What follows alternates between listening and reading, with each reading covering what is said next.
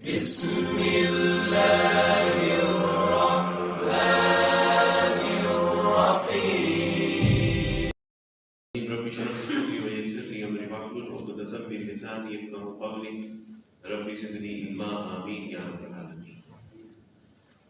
ہر طرح کی تعریف اللہ سبحانہ و تعالیٰ کے لیے ہے جو رب ہے تمام جہانوں کا، اور جس کے اختیار میں ہم سب کی جان ہے، اور بالآخر ہم سب کو اسی کی طرف لوٹ کر جانا ہے۔ اور کروڑوں درود و سلام نبی کریم صلی اللہ علیہ وسلم کی ذات اقدس ہے کہ جنہوں نے بھٹکی ہوئی انسانیت کو ایک ایسا صراط مستقیم بتا دیا کہ جس پر چلنے کا انعام اللہ کے یہاں وسیع جنتیں ہیں۔ سچی بات ہے کہ میرے لیے یہ سعادت کی بات ہے کہ میرا آپ کے یہاں آنا ہے۔ جنوری فیبرری تک جمعوں کی کوئی ترتیب نہیں ہے، بیانات کی کوئی ترتیب نہیں ہے۔ پرسوں ان کے یہاں سے میسیج آیا تو ان کے استاد محترم میرے سامنے ہی بیٹھے تھے، تو جب انہوں نے ان کا نام لیا تو خبر رشید بٹ صاحب نے کہا کہ یہ میرا شاگرد ہے، تو میں نے کہا استاد جی پھر انکار تو ممکن نہیں ہے، تو جانا ہے تو میں انشاءاللہ ضرور حاضر ہوں گا۔ تو میرے لیے سعادت کی بات ہے۔ تاخیر کے لیے اللہ کی رضا کے لیے مجھے معاف کیجیے گا۔ مین روڈ کے اوپر ایک ایکسیڈنٹ ہوا، ایک گاڑی بس کے ساتھ ٹکر لگی اور گاڑی الٹ گئی۔ اللہ سبحانہ تعالیٰ ان کی حفاظت کرے۔ اکثر لوگ پوچھتے ہیں کہ عبدالوارث بھائی آپ نے اسلام قبول کیا عیسائیت کو چھوڑ کے، تو عیسائیت کو چھوڑنے کے بعد دنیا میں کم و بیش 4000 سے زائد مذاہب ایگزسٹ کرتے ہیں، تو ان 4000 مذاہب کو چھوڑ کے آپ نے صرف اسلام قبول کیا، آخر وہ کون سی ایسی وجہ تھی کہ جس کی وجہ سے آپ نے اپنے آبائی مذہب کو چھوڑ کے اور 4000 مذاہب کی طرف دھیان نہ دیتے ہوئے صرف اسلام قبول کیا؟ آخر وہ وجہ کیا؟ تو میں کہتا ہوں کہ آپ بھی نا بڑے سادہ مسلمان ہیں۔ اگر آپ نے اپنے دین کو، اپنے مذہب کو، اللہ سبحانہ و تعالیٰ کے قرآن کو، رسول اللہ صلی اللہ علیہ وسلم کی سیرت طیبہ کو اگر پڑھا ہوتا، سمجھا ہوتا، تو آپ یہ سوال نہ کرتے کہ عبدالوارث بھائی آپ نے دین اسلام ہی کیوں قبول کیا؟ آپ کو یہ کہنا چاہیے تھا کہ عبدالوارث بھائی دین اسلام اتنی تاخیر سے کیوں قبول کیا؟ کہ وہ دین کہ جو عین فطرت کے مطابق، وہ دین کہ جو شب و روز گزارنے کی تعلیم دیتا ہے، تربیت کرتا ہے، وہ دین کہ جس میں تمام دنیا کے مسائل کا حل پیش کیا گیا ہے، اس دین کو آپ نے اتنی تاخیر سے کیوں قبول کیا؟ تو میں کہتا ہوں کہ آپ بھی نا سادہ مسلمان ہیں۔ اللہ سبحانہ و تعالیٰ نے آپ کو ماں کی کوکھ سے دین عطا فرما دیا، تو ہم نے اس کی اس طرح سے قدر نہیں کی جس طرح کہ اس کی قدر کرنے کا حق تھا۔ ایک بادشاہ تھا، اور جب وہ نکلا سیر کے لیے، ہارون بادشاہ کے اپنا ہارون الرشید کے حوالے سے خلیفۃ المسلمین، تو جب وہ دریا کے کنارے نکلے اور ان کے ساتھ ان کی بیوی زبیدہ، تو وہ ان کو ایک بہلول دانہ ملتا ہے۔ حکایات میں یہ واقعہ لکھا ہوا کہ جب ایک بہلول دانہ ان کو ملا تو انہوں نے پوچھا کہ بہلول کیا کر رہے ہیں؟ تو کہا کہ میں جنت کے گھروں کو فروخت کر رہا ہوں، خریدو گے؟ تو زبیدہ نے کہا کتنے کا ہے؟ اس نے کہا کہ 1 درہم کا ہے، کہ بات سمجھانے کے لیے۔ تو اس نے کہا کہ جنت کے گھر بیچ رہا ہوں، کتنے کا ہے؟ کہا 1 درہم کا ہے۔ تو زبیدہ نے 1 درہم دیا۔ اس نے اس مٹی کے گھر کو دائرہ لگایا اور کہا کہ زبیدہ یہ گھر تیرا ہوا۔ رات کو خواب میں ہارون الرشید کو جنت کی سیر کرائی گئی، اور جنت کے سیر کے دوران ایک گھر کے باہر نکلا ہے، ہاذا بیت زبیدہ، ہاذا بیت زبیدہ، یہ زبیدہ کا گھر ہے۔ کہا میں دیکھنا چاہتا ہوں۔ فرشتوں نے کہا نہیں یہ آپ نہیں دیکھ سکتے۔ کہا میری بیوی ہے۔ کہا کہ بیوی ہوگی اس حالت میں جب دونوں ایمان کی حالت میں آپ جنت میں آئیں گے، تب میاں بیوی والا رشتہ ہوگا۔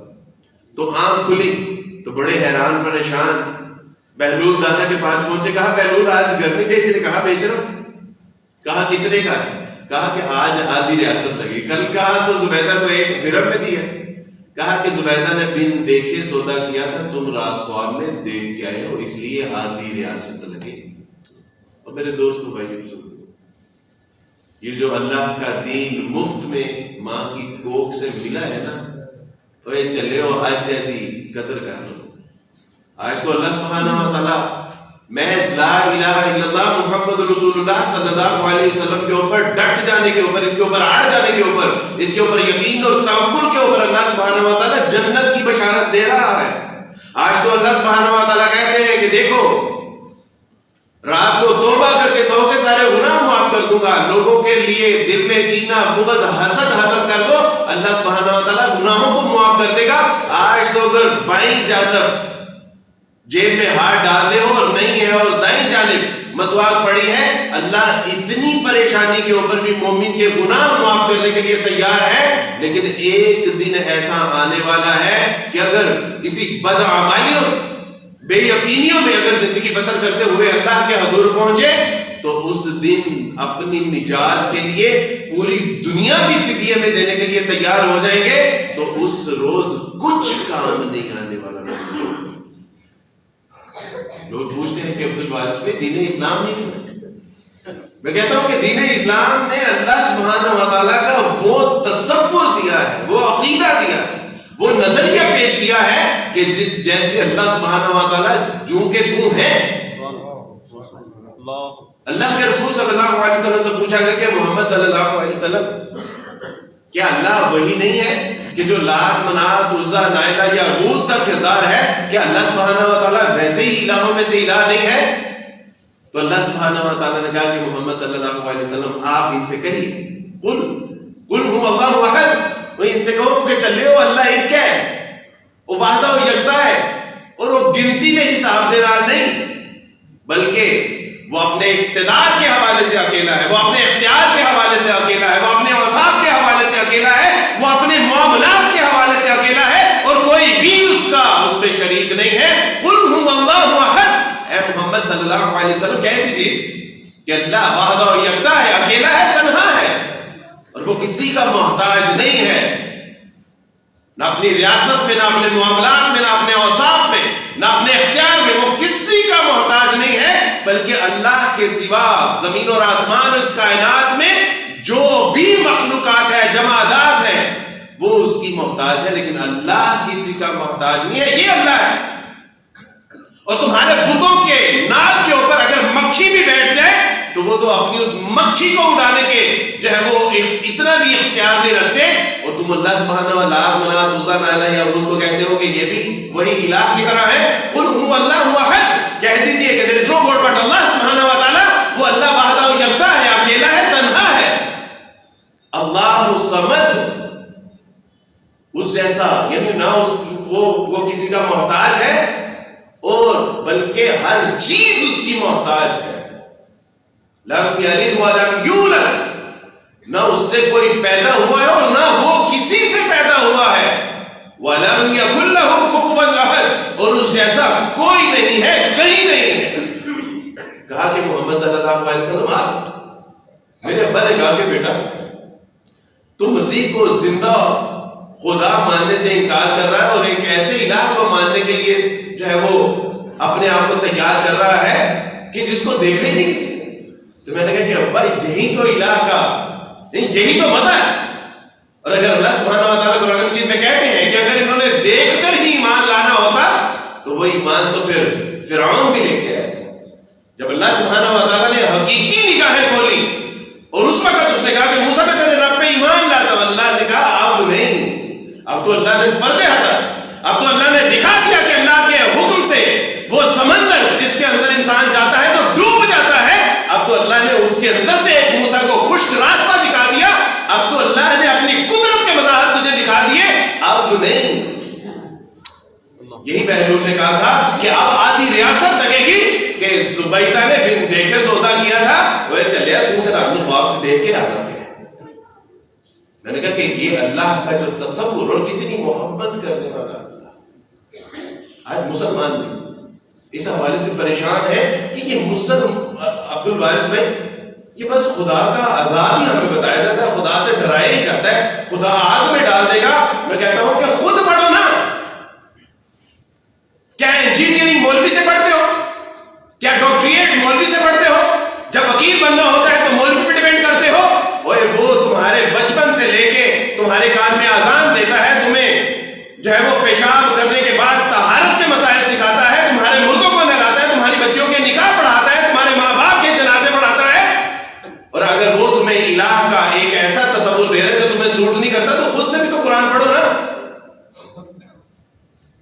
اپنی تجارت کرتے ہو تو مولوی کے مطابق کرتے ہو، اپنے معاملات کرتے ہو تو مولوی کے مطابق کرتے ہو، شادی بیاہ کرتے ہو تو مولوی کے مطابق کرتے ہو، تمام دنیا جہان کے معاملات اپنی مرضی کے مطابق کرتے ہو، تو میاں قرآن بھی تو مولوی تو کہتا ہے کہ ہم تمہیں ناظرہ پڑھاتے ہیں، ترجمہ اور تفسیر خود پڑھ لو.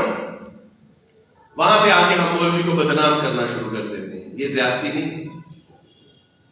وہ مولوی جو سارا دن بڑی پرانی صفوں کے اوپر بیٹھ کے ہمارے بچوں کے عقیدے درست کروا رہا ہے، ان کی پروننسیشن ٹھیک کروا رہا ہے، ان کے ہجوں کے ساتھ قرآن پڑھا رہا ہے، ان کو طہارت اور تقوی کے مسائل بتا رہا ہے، اب وہ تنقید کا نشانہ بن جاتا ہے. تو میں کہتا ہوں کہ میاں آپ خود سے پڑھو نا قرآن، آپ خود سے پڑھیں قرآن. میرے دوستوں بھائی، اپنے اللہ کا، اپنے رب کا کلام کبھی قرآن کو پڑھ کے سینے سے لگائے تو صحیح اور کہے تو صحیح کہ اے قرآن میں تجھ سے محبت کرتا ہوں. کیوں؟ کیونکہ تو میرے اللہ کی باتیں ہیں. تو قرآن میں تینوں دل و جان نال محبت کرنا کہ میرے اللہ دیا گلاں تیرے وچ لکھیاں. ایک شخص اس کا انتقال ہوا، اور انتقال ہونے کے بعد ایک بزرگ تھے، مفسر تھے، اور مفسر کے شاگرد نے دیکھا کہ میرا استاد جنت میں ہے اور جنت میں وہ ایک مزدور کا پڑوسی بنایا گیا ہے. اب جب صبح ہوش آئی اسے تو وہ بڑا پریشان ہوا کہ میرا استاد تو بہت بڑا مفسر تھا، محدث تھا، لیکن اس کو شاگرد ایک پڑوس کس کا دیا گیا؟ ایک مزدور کا. اور اللہ سبحانہ و تعالیٰ نے اس کو بتا دیا کہ وہ مزدور کون تھا. اس کو تھوڑا اللہ نے چانن کرا دیا کہ وہ مزدور کون تھا. وہ مزدور کے گھر جاتا ہے اور اس کی بیوہ سے پوچھتا ہے کہ میری بہن تیرا شوہر وہ کون سے ایسا عمل کرتا تھا کہ جس کی وجہ سے اللہ سبحانہ و تعالیٰ نے اتنے بڑے محدث، اتنے بڑے مفسر کا اس کو پڑوس عطا فرمایا جنت میں؟ کہتی بھائی وہ تو بیچارہ سارا دن فکر معاش میں، رزق حلال میں ہر وقت اپنے آپ کو کھپا کے رکھتا تھا، لگا کے رکھتا تھا. اس کو تو صحیح سے پڑھنا لکھنا بھی نہیں آتا تھا. ہاں ایک عمل اس کا تھا جو بڑا عجیب لگتا تھا مجھے، اور وہ یہ تھا کہ وہ قرآن کھولتا تھا صبح جانے سے پہلے اور کہتا تھا کہ میرے اللہ اے بھی تیری گل حق ہے، میرے ربا اے بھی تو صحیح آکھے، میرے اللہ اے بھی تو صحیح آکھے، میرے اللہ تیری ساری گلاں ٹھیک نے. اللہ سبحانہ و تعالیٰ تو سچ آکھے، تو حق آکھے، اور قرآن کو سینے دے نال لاندا تے چلا جاندا سی. اللہ سبحانہ و تعالیٰ نے اس بندے کو محض اس قرآن سے اتنی محبت کی وجہ سے ایک مفسر کا پڑوس عطا فرما دیا. یعنی کیا کہتے ہیں؟ صدق اللہ العظیم. میرے اللہ کی باتیں حق ہیں، سچ. وہ کبھی اس کو پڑھ کے دیکھ، پڑھ کے سینے سے تو لگائے، وہ آنکھوں تے صحیح ہے کہ قرآن میں تیرے نال محبت کرنا، وہ میرے رب دا کلام ہے، وہ میرے رب دے منہ دے وچوں نکلیاں گلاں ہیں جڑیاں اللہ سبحانہ و تعالیٰ نے اس کلام دے وچ کر کے ساڈے تک پہنچا دتیاں. کنے سی دے اوتے آن سبحان اللہ. پڑھیے تو صحیح. اور میرا رب کیا کہتا ہے اس کلام کے بارے میں؟ میرا اللہ کہتا ہے الف لام میم ذالک الکتاب، وہ ایک کتاب ہے، ذالک الکتاب لا ریب فیہ ھدی للمتقین. وہ کلام ہی ہے کہ جدے وچ شک شبہ نہیں، شک شبے دا کوئی شائبہ بھی نہیں گا. وہ کلام ہے وہ جڑا اللہ تو ڈرن والے دے واسطے اللہ نے سیدھا رستہ واضح کرنے واسطے روشنی دا مینارہ بنا چھڑے ہے. وہ قرآن الف لام میم ذالک الکتاب لا ریب فیہ ھدی للمتقین. وہ اللہ نے ایک شان بیان کرتے ہوئے کیا لو انزلنا ھذا القرآن علی جبل لرأیتہ خاشعا متصدعا من خشیۃ اللہ، کہ اگر اے کلام وہ جڑا مومن دے دل دے وچ سما جاتا ہے، اگر اللہ سبحانہ و تعالیٰ کسی پہاڑ کے اوپر نازل کرتے تو وہ پہاڑ دبتا پھٹتا ریزہ ہو جاتا. یہ شان ہے اس کلام کی. لیکن اللہ سبحانہ و تعالیٰ بندہ مومن کے دل میں اس کو جوں کا تو محفوظ فرما دیتے ہیں. ہم نے اس قرآن کو اتنا ہم نے اس کو ہلکا سمجھا کہ جتنی ہم اخبار پڑھتے ہیں اتنا قرآن پڑھتے ہیں. وہ جھوٹیاں خبراں سی من خرید کے پڑھتے ہیں، اور اللہ دیا سچیاں خبراں نو اسی گھر جڑا ہے وہ اپنا کپڑے دے وچ لپیٹ کے اور الماریاں دے وچ سام کے رکھے ہیں. میرے دوست بھائی بزرگوں، یہ الماریوں کے لیے نہیں آیا تھا، یہ تو مجھے اور آپ کو صراط مستقیم دکھانے کے لیے آیا تھا. ہدایت اور رشد کے لیے اللہ سبحانہ و تعالیٰ نے بھیجا تھا. اللہ نے اس لیے بھیجا تھا کہ دیکھو اس کو اپنے سینے کی ڈال بناؤ گے، اللہ ذلیل و رسوا نہیں کریں گے، اللہ زمانوں کے اوپر حکمرانی عطا فرمائیں گے. اور اگر تم نے اپنے سر کا تکیہ بنا لیا، اللہ سبحانہ و تعالیٰ ذلیل و رسوا کر کے رکھ دیں گے. کہ آج جس طرح پوری دنیا میں ذلیل و رسوا 57 مسلم ممالک ہیں، 40 ملکوں کا اتحاد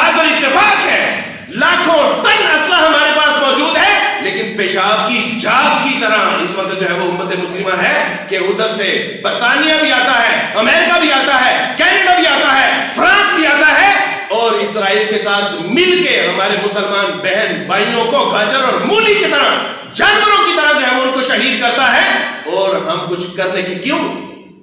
یہ جو طاقت تھی اس کو تو ہم نے سر کے پیچھے چھوڑ دیا۔ اور اقبال نے کیا کہا؟ اقبال نے کہا تھا کہ وہ زمانے میں معزز تھے مسلمان ہو کر، اور تم خار ہوئے تارک قرآن ہو کر۔ اگر اللہ سبحانہ و تعالیٰ نے کیسر و کسریٰ کے اوپر ان کو غلبہ عطا فرمایا تھا، کیسر و کسریٰ کے منبر و محراب ان سے ڈرتے تھے، تو اس کی وجہ یہ تھی کہ اپنے سینے کی ڈاگ بنا رکھا تھا اس قرآن کو انہوں نے۔ جب وہ پہنچے تھے ایران کے دربار میں، تو شاہ ایران نے کہا کہ کس نے کیوں آئے؟ انہوں نے کہا ہم آئے نہیں ہیں، ہمیں بھیجا گیا ہے، وہ اس قرآن نے ہمیں بھیجا ہے، اس قرآن کے رب نے ہمیں بھیجا ہے، اور اس نے کہا ہے کہ انسانوں کو انسانیت کی غلامی سے نکال کے اللہ سبحانہ و تعالیٰ کی اطاعت اور اتباع میں لے کے آؤ، تاکہ انسانوں کو انسانیت کا حق ادا کیا جائے۔ میں نے کہا کہ اس لیے اسلام قبول کیا ہے کہ یہ اس کا رب، قرآن کا کلام، قرآن کا مقام و مرتبہ، اس کا میسج، اس کا پیغام یہ اتنا سالڈ ہے کہ اگر کوئی شخص اس کو پڑھ لے تو وہ اس سے انحراف نہیں کر سکتا۔ آپ اسے پڑھیں گے تو آپ کو پتا چلے گا کہ آپ کے رب کا تعارف کیا ہے، آپ کا رب ہے کون؟ وہ اللہ کے آواز میں وہ کہتا ہے الحمدللہ رب العالمین، تمام تعریفیں اس اللہ کے لیے ہیں جو تمہیں کھلانے والا ہے، پلانے والا ہے، سلانے والا ہے، روتوں کو ہنسانے والا ہے، پیاسوں کو پانی پلانے والا ہے، جو تنگی تکلیف پریشانی مجبوری میں تمہیں راحت و آرام دینے والا ہے۔ الحمدللہ رب العالمین۔ کب اس نے کہا کہ میں تمہیں عذاب دوں؟ بلکہ وہ تو کہتا ہے، آپ قرآن پڑھیں گے تو آپ کو پتا چلے گا کہ وہ کہتا ہے کہ تمہارا رب تمہیں عذاب دے کے کیا کرے گا؟ ما یفعل اللہ بعذابکم، وہ تمہارا رب وہی چلے ہو تانوں عذاب دے کے کی کرے گا؟ وہ اتنے چاؤں سے، اتنی محبت سے تمہیں بنایا، دنیا میں بھیجا۔ پچھلے دنوں ایک امریکن دوست کے ساتھ سفر کر رہا تھا تو میرے ذہن میں ایک بات ہے، اور وہ بات بڑی عجیب تھی۔ میں نے کہا کہ جب مرد اپنی تسکین حاصل کرتا ہے اور اس کے جسم سے ایک مادہ خارج ہوتا ہے جو عورت کے رحم میں جا کے ٹکتا ہے اور ایک قطرہ بنتا ہے اور اس میں سے جو ہے وہ انسان بنتا ہے، تو میں نے کہا کہ وہ جو پارٹیکولرز سپرمز کے پارٹیکولرز وہ کتنے ہوتے ہیں؟ تو اس نے کہا کہ عبدالوارث بھائی 3 لاکھ سے لے کے 5 لاکھ، اور وہ 3 سے 5 لاکھ میں سے صرف وہ ایک چھوٹا سا ذرہ تھا کہ جو رحم میں جا کے ٹکا، اور جس اللہ نے اس کو خوبصورت شکل و صورت دی، آنکھیں دی، کان دیے، زبان دی، دھڑکنے والا دل دیا، ہضم کرنے والا پیٹ دیا، چلنے والی ٹانگیں دی، آج وہ کہتا ہے کہ میرا اللہ جو ہے وہ، میرا اللہ کیوں اسے عذاب دے گا کہ جس نے اس کو اتنے عجیب، اتنے محبت، اتنے پیار اور اتنے عجیب و غریب طریقے سے جو ہے اس کو دنیا میں لے کے آیا۔ ما یفعل اللہ بعذابکم، وہ تمہارا رب تمہیں کیوں عذاب دے گا؟ لیکن دیکھو تم اس کی اطاعت اور اتباع تو کرو۔ وہ اپنے من میں ڈوب کر پاجا سراغ زندگی تو اگر میرا نہیں بنتا نہ بن، اپنا تو بن۔ وہ چلے احساس سے نہ عبادت کر کہ اللہ سبحانہ و تعالیٰ کو تیرے سجدوں کی ضرورت ہے، وہ تجھے جنت کی ضرورت ہے کہ نہیں ہے؟ وہ تجھے عذاب سے بچنے کے نہیں بچنا؟ وہ تجھے کامیابی اور کامرانی چاہیے کہ نہیں چاہیے؟ اکثر لوگ آپ کو کہتے ہوئے نظر آئیں گے کہ اللہ سبحانہ و تعالیٰ کو ہماری عبادت کی کیا ضرورت ہے، اس کے لیے تو فرشتے ایسے ہیں کہ ایک بار سجدہ کر لیں تو پھر زندگی میں ان کو کبھی باری نہیں آتی۔ تو میرے استاد جی فرمانے لگے کہ میاں اللہ کو ہماری عبادت کی ضرورت نہیں ہے، ہمیں اللہ کی عبادت کرنے کی ضرورت ہے۔ بھائی جنت چلیے جانا۔ اللہ سبحانہ و تعالیٰ فرماتے ہیں، اللہ سبحانہ و تعالیٰ کہتے ہیں کہ میرے بندے کدھر جا رہا ہے؟ وہ اپنے رب رحیم، رب کریم کو چھوڑ کے کہاں جا رہا ہے میرے بندے؟ کدی کسی بڑے نے، کسی نکے نو، کسی کمزور نو جانتے ہوئے بلایا بھائی آ جا، واپس آ جا، تو وہ تو کہتا ہے دفع ہو جاؤ، ایک دفعہ جا رہا ہے تو گیٹ آؤٹ فرام ہیئر، آئندہ کے بعد مجھے شکل نہیں دکھانی۔ لیکن میرا اللہ سبحانہ و تعالیٰ کیا ارشاد فرماتا ہے؟ وہ کہتا ہے کہ وہ میرے بندے کہاں جا رہا ہے اپنے رب رحیم، رب کریم کو چھوڑ، وہ واپس آ جا۔ وہ اس طرح کا رب تینوں کدھر نہیں ملنا۔ وہ کائنات میں تیرے رب جیسا کوئی رب نہیں ہے، وہ کائنات میں تیرے الہ جیسا کوئی الہ نہیں ہے، وہ کائنات میں تیرے اللہ جو تجھے رازق ہے اس جیسا کوئی رازق نہیں ہے کہ جو دے کے نہ پوچھتا ہے نہ جتاتا ہے. اوے واپس آ جا، واپس آ جا. اور میرے رسول صلی اللہ علیہ وسلم کو کیا فرق ہے؟ ہم نے تو صرف یہی سنا ہے کہ جی اللہ سبحانہ و تعالیٰ بہت عذاب دینے والا ہے. وہ چلے ہو پھر تجھے قرآن پڑھے. میرے رسول کی وہ حدیثیں آپ نے سنی نہیں ہے جس میں اللہ سبحانہ و تعالیٰ اپنے بندے کو معاف کرنے کے بہانے تلاش کرتا ہے. رسول اللہ صلی اللہ علیہ وسلم کو فرمایا، اس کو پتا تھا کہ سرگودا کے لوگ سوال کریں گے کہ اللہ اتنا جبار کیوں ہے، اللہ اتنا عذاب کیوں دیتا ہے. وہ کفار اور مشرکین کے لیے واقعی بڑا غضبناک ہے، لیکن وہ کہتا ہے کہ اگر تم آ جاؤ، لوٹ کے آ جاؤ، پلٹ کے آ جاؤ تو تیرا اللہ تجھے معاف کر دے گا.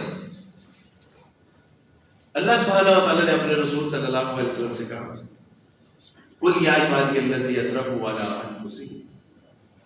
انفسی کو پہلے سمجھ لیے کہ جس طرح یہ مائک ہے نا اور پورے کا پورا یہ فون کے ساتھ ڈھپا ہوا ہے، اعلیٰ کا ایک مطلب یہ بھی ہوتا ہے کہ پوری طرح سے ڈھپا ہوا ہے. اللہ کے رسول صلی اللہ علیہ وسلم کو کہا کہ نبی میرے ان بندوں سے کہتے کہ جنہوں نے اس قدر گناہ کیے ہیں کہ اپنے آپ کو گناہوں سے ڈانپ ہی لیا ہے، اس کا ایک بال برابر بھی جسم کا حصہ نہیں ہے کہ جنہ گناہوں سے لت پت نہیں ہے. کس کو فرما رہے ہیں؟ کہ میرے ان بندوں سے کہتے ہیں جو تہجد گزار ہے، جو عبادت گزار ہے، جو مجاہد ہے، جو غنی ہے، جو اللہ کی راہ میں قتل و غارت کرنے والے ہیں، جو اللہ کی راہ میں اپنی جانوں کو اللہ کے لیے وقف کرنے والے ہیں، جو مسجدوں میں سجدے کرنے والے ہیں. نہیں، بلکہ رسول اللہ صلی اللہ علیہ وسلم سے کہا جا رہا ہے کہ قل یا عبادی الذین اسرفوا علی انفسہم. اے نبی صلی اللہ علیہ وسلم میرے ان بندوں سے کہہ دیجئے جنہوں نے اپنی جانوں کے اوپر اس قدر ظلم کیا کہ ایک جسم کا بال بھی نہیں بچا. لا تقنطوا من رحمت اللہ. وہ چلے ہو اپنے رب دی رحمت تو نا امید نہ ہونا. وہ گھبرانا نہیں، گل نہیں ہو گئی نا غلطی، توبہ کر لو. اللہ سبحانہ و تعالیٰ کہتا ہے کہ توبہ کرو گے تو میں تمہارے گناہوں کو بھی تمہاری نیکیوں سے بدل دوں گا. ہائے میرے اللہ، وہ کہاں سے لائیں گے ایسا الہ؟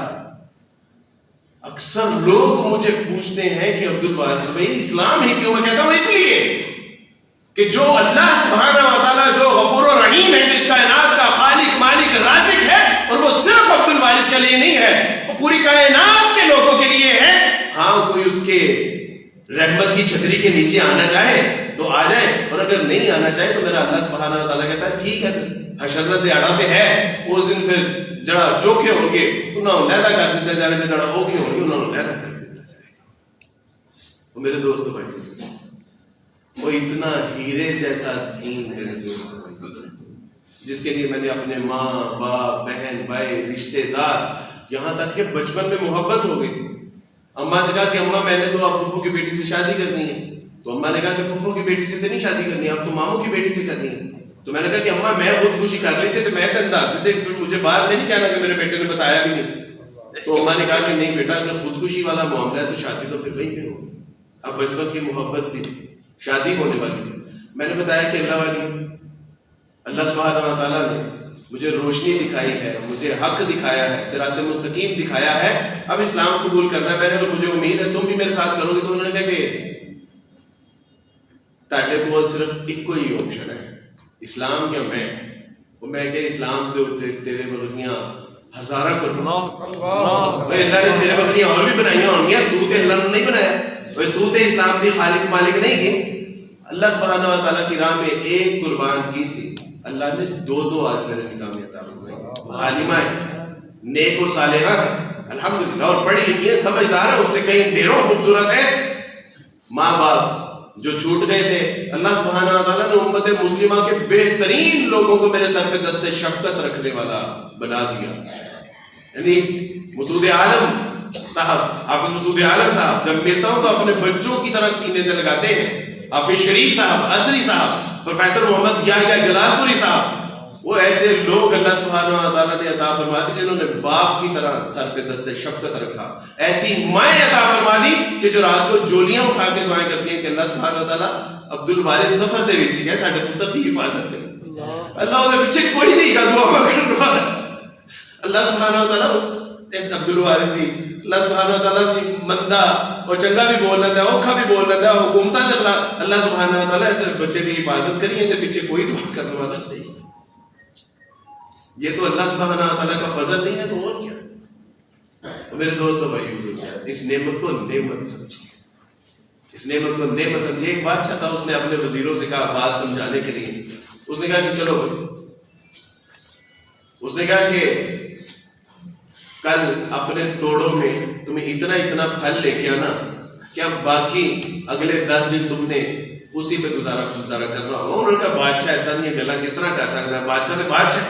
تو کسی نے اس تھیلے میں گھاس پھوس ڈالا، کسی نے اس میں کوڑا کرکٹ ڈالا، اب تھیلا دکھانا تھا، اور کسی نے اس میں سے اچھے اچھے پھل چن کے، تازہ پھل چن کے اور خوبصورت پھل چن کے کسی نے، اب جس نے گھاس پھوس اور کوڑا کرکٹ بنا تھا کہ بادشاہ نے کیڑا پتا چلنا ہے اور بادشاہ نے کیڑا کہنا کہ صحیح پھل لے کے نا، تو وہ بھی آ گئے، اور جو اچھے اور تازہ اور میٹھے پھل لے کے آئے تھے وہ بھی آ گئے. اب بادشاہ سلامت نے ان کو ایک جیل میں بند کر دیا، اور انہوں نے کہا کہ جو تمہارے پاس ہے اگلا 1 مہینہ اسی پہ گزر بسر کرنا ہے. میرے دوستوں، جنہوں نے تو اپنے بادشاہ کے ساتھ دھوکا کیا، کوڑا کرکٹ گھاس پھوس جنہوں نے اپنے توڑوں میں ڈالی، ان کو تو پھر وہی کھانا بھی پڑا، اور جنہوں نے اچھے تازہ اور میٹھے پھلوں سے اپنے توڑوں کو بھرا تھا وہ پورا مہینہ تازہ اور میٹھے پھلوں کے ساتھ جو ہے مستفید ہوتے رہے. اللہ سبحانہ و تعالیٰ نے مجھے یہی آپ کو کہتا ہے کہ خلق الموت والحیات لیبلوکم ایکم احسن عملا. وہ چلے میں تو دنیا دے وچ کو کھیل کود واسطے تھوڑی بھیجے، وہ میں تہن کو کمان کھان واسطے تھوڑی بھیجا ہے، وہ میں تہن کو مال ڈنگر واسطے تھوڑی بھیجا ہے، وہ میں نے تمہیں کھیتوں اور کھلیانوں کے لیے تھوڑی بھیجا ہے، وہ میں نے تو تمہیں اس لیے پیدا کیا ہے. وما خلقت الجن والانس الا لیعبدون، اس لیے بھیجا ہے کہ تم اللہ کی عبادت کرو، اللہ کو پہچانو، اس کا معرفت، اس کا علم حاصل کرو، اور اس کے احکامات کے مطابق دنیا کو پیغام پہنچاؤ کہ اسلام کتنا اچھا دین ہے، اسلام آخرت کی کامیابی اور کامرانی کی ضمانت دیتا ہے. وہ میں نے تمہیں اس لیے بھیجا تھا کہ دنیا میں جو اچھے اعمال کر کے آؤ گے اور جو برے اعمال کر کے آؤ گے، آخرت میں تمہیں اس کا حساب کتاب دے دیا جائے گا.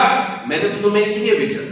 اور میرے دوست بھائی بزرگوں، جو اچھے نیک صالح اعمال کر کے جائیں گے، میرے اللہ سبحانہ و تعالیٰ کا ساتھ ہوگا، دیدار ہوگا، رسول اللہ صلی اللہ علیہ وسلم کا محلہ ہوگا، پڑوس ہوگا، صحابہ اکرام ہوں گے، انبیاء علیہ السلام ہوں گے، جنتوں کی نعمتیں ہوں گی.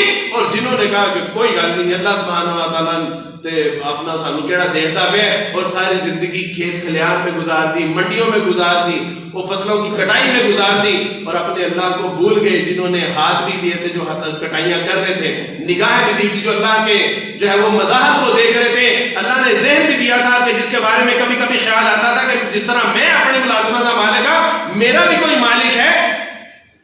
اس نے ان ساری نعمتوں کو نظر انداز کرتے ہوئے اللہ سبحانہ و تعالیٰ کے دین کی ناقدری کی. تو میرے دوستوں بھائیوں بزرگوں، پھر آخرت میں اس کا پھل ہمیں ساری زندگی کاٹنا بھی پڑے گا اور کھانا بھی پڑے گا. اللہ سبحانہ و تعالیٰ کہ اس دین کے بارے میں اکثر لوگ پوچھتے ہیں کہ عبد الوارث بھائی اسلام ہی کیوں؟ تو میں ان سے کہتا ہوں کہ اسلام ایسا خوبصورت دین ہے کہ جو میرا رب اپنے بعد میں دیکھو اللہ کے ساتھ کسی کو شریک نہ ٹھہرانا، اور فوراً اس کے بعد کہتا ہے کہ اپنے ماں باپ کے ساتھ حسن سلوک سے پیش آنا،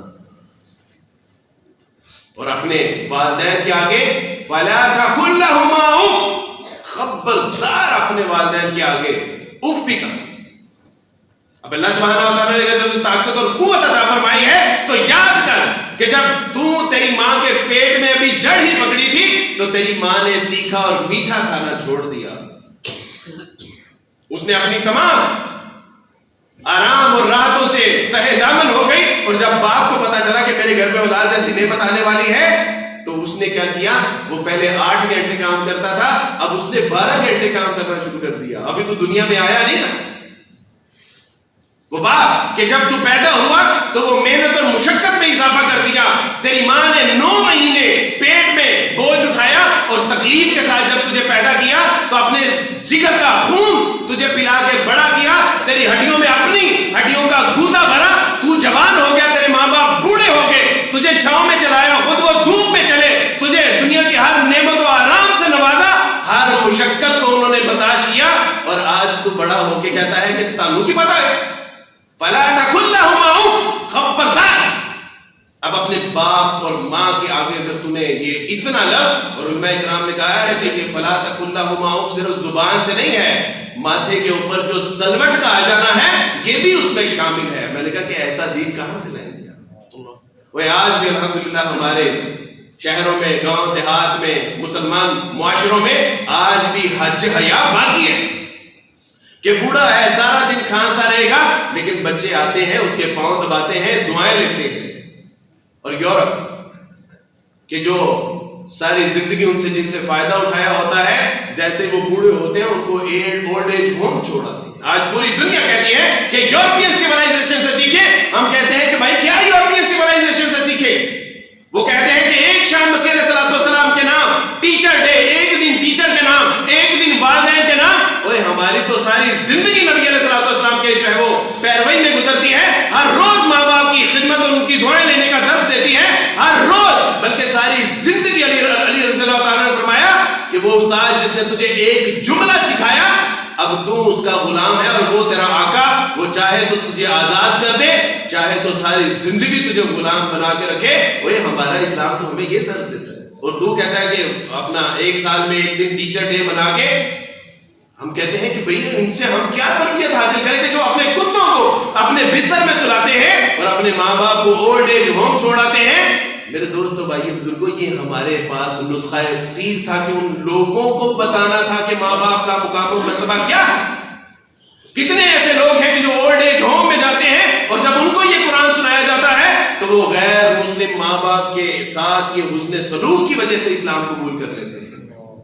وہ کہتے ہیں کہ عبدالوارث بھائی آپ نے اسلام ہی کیوں قبول کیا؟ تو میں کہتا ہوں کہ اسلام اس لیے قبول کیا کہ اللہ سبحانہ و تعالیٰ نے اس قرآن کے ذریعے، اسلام کے ذریعے جو عورت کو مقام و مرتبہ اور عزت عطا فرمائی ہے، آپ پوری دنیا کے مذاہب کو اٹھا کے دیکھ لیجئے، وہ مقام و مرتبہ اور وہ عزت، وہ عرفت کسی نے عورت کو نہیں دی. کہ عرب کا حال آپ دیکھ لیجئے کہ پہلے عرب کو جو ہے وہ عرب میں عورت پیدا ہوتے ہی بچیوں کو زندہ تربور کر دیا جاتا تھا. اور جب رسول اللہ صلی اللہ علیہ وسلم آئے تو آپ علیہ السلام نے فرمایا کہ بیٹیاں زحمت نہیں ہے، وہ چلے ہوئے تھے رحمت نہیں. وہ تمہارے لیے اگر 2 بیٹیاں ہیں تو اگر چاہتے ہو کہ جنت میں میرے ساتھ یوں ہو تو ان کی ویسی تعلیم و تربیت کرو جیسی تعلیم و تربیت کرنے کا حق ہے. وہ یہ دوزخ سے بچانے، دوزخ اور تمہارے اندر آڑ بنا دی گئی ہیں، یہ جنت میں جانے کے لیے تمہارے لیے ذریعہ بنا دی گئی ہے. اگر بیٹی ہے تو رحمت ہے، بیوی ہے تو ایمان کی تکمیل کا ذریعہ بنا دی گئی ہے، اور اگر ماں ہے تو اس کے پاؤں کے نیچے اللہ نے جنت کا درس دے کے گھر سی مکا چڑھی.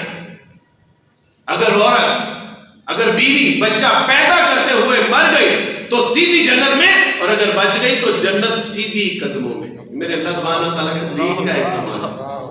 مجھے بتائیے کہیں آپ کو ایسا، مجھے کہتے ہیں عیسائی ایک دن پوچھنے لگا کہ Abdullah what's the problem with your woman, تمہاری عورتوں کے ساتھ مسئلہ کیا ہے؟ ایسے ہاتھ کریں تو ایسے کر لیتی ہیں، وہ تمہاری خواتین ہاتھ کیوں نہیں ملاتی؟ اور میں نے کہا کبھی تم نے ملکہ الزبتھ کے ساتھ ہاتھ ملایا؟ انہوں نے کہا وہ تو ملکہ ہے. اور میں نے کہا ہمارے گھر کی ہر بیٹی، ہر بہن، ہر ماں ہمارے گھر کی ملکہ ہے، اس لیے وہ ہر غیر ندھو خیرے کے ساتھ اسلام نہیں کرتی. وہ ایک بچی نے مجھے پوچھا، اس نے کہا کہ عبدالوارث بھائی یہ لڑکے جو ہیں تھڑوں کے اوپر بھی بیٹھے رہتے ہیں، رات گلیوں کے اندر بھی بیٹھے رہتے ہیں، کرکٹ بھی کھیلتے رہتے ہیں، عبدالوارث بھائی ہمیں اس کی اجازت کیوں نہیں؟ تو میں نے کہا کہ بیٹا کبھی تم نے کوڑا کرکٹ دیکھا کہاں پڑا ہوتا ہے؟ کہا چوکوں میں، موڑ کے اوپر. اور میں نے کہا چھان پورے کی دکان پہ کبھی دیکھا کہ لوہا کہاں پڑا ہوتا ہے اور چھان پورا؟ اس نے کہا کہ دکان کے باہر. میں نے کہا اس نے قیمتی چیز کہاں رکھی ہوتی ہے؟ کبھی جواہری کو دیکھا ہے، کبھی جولر کو دیکھا ہے، اس نے موتی، اس نے ہیرے، اس نے سونا کہاں؟ اس نے کہا الماری میں. میں نے کہا بیٹا اللہ سبحانہ و تعالیٰ نے تجھے ہیرے، موتی اور سونے سے زیادہ قدر و قیمت دی ہے. چلیے کو اعتراض کرنی ہے کہ میں نے ہر بارے ٹانپ کے رکھ دیے کیوں؟ چلیے دنیا دے وچ ہر قیمتی چیز نو ٹانپ کے رکھا جاتا ہے، چھپا کے رکھا جاتا ہے، یہاں تک کہ حرم کعبہ کو بھی ڈانپ کے رکھا جاتا ہے، گھر میں قرآن کو ڈانپ کے رکھا جاتا ہے. میری بہن، میری بیٹی، میری ماں، اللہ سبحانہ و تعالیٰ نے تینوں وہ مقام و مرتبہ دیتا ہے کہ جڑا اللہ سبحانہ و تعالیٰ نے اپنے حرم نو دیتا ہے، اپنے قرآن نو دیتا ہے، ہر اس قیمتی چیز نو دیتا ہے. وہ تو تے ہر قیمتی چیز تو بھی ساڈے واسطے قیمتی. وہ اس لیے اسلام. لوگ پوچھتے ہیں کہ عبدالوارث بھائی اسلام، میں ان سے کہتا ہوں کہ اسلام اس لیے کہ تم تو حالت امن میں بھی جو ظلم و ستم مسلمانوں کے اوپر ڈالتے ہو، غلاموں کے ساتھ، عورتوں کے ساتھ، لونڈیوں اور باندیوں کے ساتھ جو تمہارا سلوک ہے، اللہ کے رسول صلی اللہ علیہ وسلم نے دین کے حوالے سے بتا کہ حالت جنگ میں بھی عورتوں کو قتل نہیں کیا جائے گا. آج دیکھ لیتا جنا، آج عملی نمونہ بھی دیکھ لیتا جنا حماس والے نے جدو عورتوں رہا کیتا تو وہ عورتیں زاروں قطار رو رہی تھی، جاتے ہوئے بھی ان کو بائے بائے اور ٹاٹا کر رہی تھی. اور ظالموں نے جب مسلمانوں کو رہا کیا تو کسی کی بازو ٹوٹی ہوئی ہے، کسی کی ٹانگ ٹوٹی ہوئی ہے، کسی کا سر پٹا ہوا ہے اور جسم پہ مکمل کپڑے بھی نہیں تھے. یہ ہے فرق اسلام میں اور کفر میں.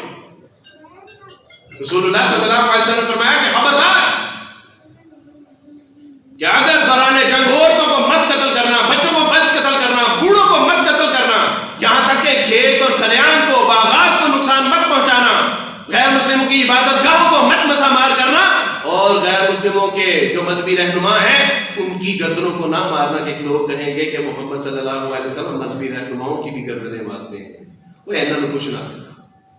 میرے دوستوں بھائی بزرگوں، آپ بتائیے کہ جو غلاموں تک کے حقوق بتاتا ہو، جو غیر مسلموں تک کے حقوق بتاتا ہو، رسول اللہ صلی اللہ علیہ وسلم فرمایا کہ اگر کسی مسلمان نے کسی غیر مسلم کے ساتھ ناانصافی کی تو حشر والے دن محمد اس کی طرف سے وکیل بنا کے تمہارے ساتھ جو ہے وہ تمہارے سامنے پیش کیا جائے گا. یار کہاں سے لائیں گے بھائی ایسا؟ میرے جیسے کم عقل، کم شکل، کوئی کبھی جو ہے وہ اللہ سبحانہ و تعالیٰ کی توفیق سے نہ کوئی فہم تھا، نہ کوئی فراست تھی، نہ کوئی عقل تھی، نہ کوئی موت تھی، اور اللہ سبحانہ و تعالیٰ نے اس قرآن کو پڑھنے کے بعد اگر مجھے دین کا دائی بنا دیا.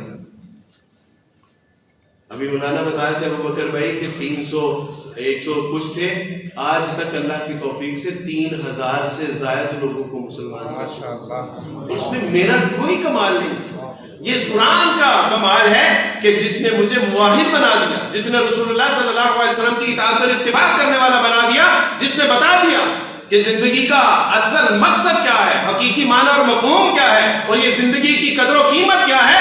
رسول اللہ صلی اللہ علیہ وسلم فرمایا ایک بکری کا بچہ اٹھایا اور اس کو کہا مرا ہوا، کہا کہ تو خریدنا چاہے گا؟ کہا کہ اللہ کے رسول اس کو تو مفت بھی نہیں لے گا. کہا بس تمہاری دنیا کی یہی قیمت و قدر و قیمت ہے. رسول اللہ صلی اللہ علیہ وسلم پہ نازل ہونے والے قرآن اللہ نے متعدد جگہوں پہ اس کی اس دنیا کی قدر و منزلت بتائی. کوئی ایسا تک مچھر دے پر نالوں میں کوئی اللہ سبحانہ تعالیٰ نزدیک مقاموں میں وہ کدھر ہم چلے گئے. بڑے شوق سے سن رہا تھا زمانہ، وہ تم ہی سو گئے داستان کہتے گئے. کتنی خوبصورت داستان، کتنے خوبصورت کلام تھے توحید کے حوالے سے، رسالت کا کتنا خوبصورت پیغام تھا. وہ ماؤں بہنوں بیٹیوں کی عزت بچانے کے لیے کتنا خوبصورت دین اللہ نے دیا تھا. اور وہ جہاد کا معنی اور مفہوم اور مقصد کہ جس کے بارے میں آج ہم جہاد کا نام لیتے ہوئے ڈرتے ہیں، یہ مظلوم کی داد رسی کے لیے تھا، یہ مظلوم کی مدد کے لیے تھا، یہ پکارتی ہوئی عورتوں کی عزت لٹتی ہوئی وہ ان کے دفاع کے لیے تھا. آج ہم نے جہاد تو چھوڑا، جہاد کا نام لینا بھی چھوڑ دیا. اور آپ کے دین کا وہ بہترین وصف رسول اللہ نے فرمایا جنت تلواروں کے سائے میں ہے. آج ہم نے اس راستے کو ہی چھوڑ دیا اور آج دیکھیں پھر مسلمان کس طرح لٹ رہے ہیں، پھٹ رہے ہیں، پس رہے ہیں. میرے دوستو بھائی بزرگوں، جہاں یہ علماء کرام کا کام ہے، ہمارے حکمرانوں کا کام ہے، ہمارے بڑوں کا کام ہے، وہاں میرا اور آپ کا کام بھی ہے. ہم اس سے مبرہ نہیں ہیں. یا ایھا الذین آمنوا قوا انفسکم واہلیکم نارا. وہ چلے وہ دوزخ دی اگ، وہ جڑی اج دی دنیا دی اگ نالوں 70 گنا زیادہ شدت اور حدت والی کی ہے. وہ اس آگ تو اپنے آپ کو بچاؤ اور اپنے اہل و عیال کو بچاؤ. کہ ہماری زندگی، ہم نے دین کو پڑھنا ہے، دین کو سمجھنا ہے، دین کو سیکھنا ہے. پھر دل میں یقین پیدا ہوگا کہ یہ دین اللہ سبحانہ و تعالیٰ کی کتنی بڑی نعمت ہے. میں اگر دیوبندی اہل حدیث بریلوی حنفی شافعی مالکی ہوتا تو آپ کہتے ہو اپنے وڈیاں دیاں گلاں دی مارکیٹنگ کرتا پہ، وہ اپنے فرقے دی مارکیٹنگ. میں تو میرے دوست بھائیوں بزرگوں عیسائیوں کے گھر میں پیدا ہوا ہوں اور آپ کو بتا رہا ہوں کہ جس دین کو آپ نے ہلکا لیا ہے، اللہ کی قسم یہ ہلکا نہیں ہے. اس دین کے لیے اپنی جان، مال، عزت، آبرو سب کچھ بھی اگر داؤ پہ لگا کے اس دین کے ساتھ جڑ جائیں گے، اللہ سبحانہ و تعالیٰ تار دیں، اللہ سبحانہ و تعالیٰ عزتیں اور رفتیں عطا فرما دیں. میرے دوست بھائی، ہاتھ جوڑنے جائز نہیں. اگر ہاتھ جوڑنے جائز ہوتے تو ہاتھ جوڑ کے آپ کے آگے درخواست کرتا کہ لوٹ آئے، توبوا الی اللہ توبۃ نصوحا، اللہ کے ساتھ صلح کر لیجیے. وہ میرا اللہ مان جاتا ہے. میرا اللہ سبحانہ و تعالیٰ تو ایک آنسو سے دوزخ کی آگ ٹھنڈی کرنے کے لیے تیار ہے. اور میرا اللہ تو خاموشیوں کی زبان بھی سمجھتا ہے, وہ سسکیوں کی زبان بھی وہ خاموشیوں کے اندر جو آہ و بقا ہے وہ اس کو بھی سمجھتا ہے. اور اللہ کے ساتھ کہہ دو اللہ جی غلطی ہو گئی, اللہ جی میں لوٹ آیا, اللہ میں لوٹ آیا, اللہ میں پلٹ آیا, اللہ میں معاف کر دے, اللہ میں سنا کر دے. اللہ امت مسلمانوں پھر وہی مقام و مرتبہ عطا فرما کہ جو ہمارا یعنی آپ نے ہمیں ماضی میں ایک شاندار ماضی عطا فرمایا تھا, اللہ غلطی ہوگی بٹک کے اللہ سبحانہ تعالیٰ اپنے دین کا فہم, دین کی سمجھ عطا فرما دیجیے, اللہ اس پہ چلنے کی توفیق عطا فرما دیجیے. اللہ سبحانہ تعالیٰ ہم اجتماعی طور پہ توبہ کرتے ہیں تیرے حضور. اللہ تو مان جاتا ہے, اللہ تو مان جاتا ہے. اللہ اپنے فضل سے, اپنی رحمت سے اللہ میرے گناہوں کی نحوست سے مجھے محفوظ فرما. اللہ ہم سب کے گناہوں کو معاف فرمائے. اللہ ہم سب سے راضی ہو جائے. اللہ ایک دوسرے کے بارے میں ہمارے دلوں میں جو نفرتیں ہیں, قدورتیں ہیں, اللہ کینہ بغض حسد ہے, اللہ وہ معاف فرما دے. اللہ ہمیں اچھا سچا پکا مسلمان بننے کی توفیق عطا فرما جس طرح تجھے مطلوب ہے, محبوب ہے, مقصود ہے.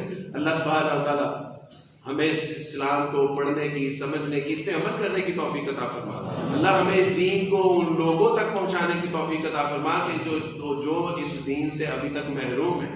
اللہ تمام انسانوں کو اپنے فضل سے, اپنی رحمت سے جن تک ابھی اسلام نہیں پہنچا ان تک اسلام پہنچانے کا ہمیں ذریعہ بنا دے. اللہ فلسطین میں, غزہ میں, کشمیر میں جو مسلمانوں کے اوپر مظالم اٹھائے جا رہے ہیں, اللہ ان کی مدد اور نصرت فرمائیے. اللہم انصر مسلمین فی کل مکان, اللہم انصر مجاہدین فی کل مکان, اللہم انصر نصر دین محمد صلی اللہ علیہ وسلم, اللہم انصر مسلمین فی کل مکان, اللہم اغفر لنا ورحمنا ورزقنا وتقبل منا وادخلنا الجنة ونجنا من النار. اللہم انا نسألک العلم النافع ورزقا طیبا وعملا متقبلا. اللہم انا نسألک الهدى والتقى والعفاف والغنى. اللهم انا نسألك الجنة واعوذ بك من النار واعوذ بك من النار واعوذ بك من النار. وصلى الله تعالى على خير خلقه محمد وآله وصحبه أجمعين برحمتك يا أرحم الراحمين.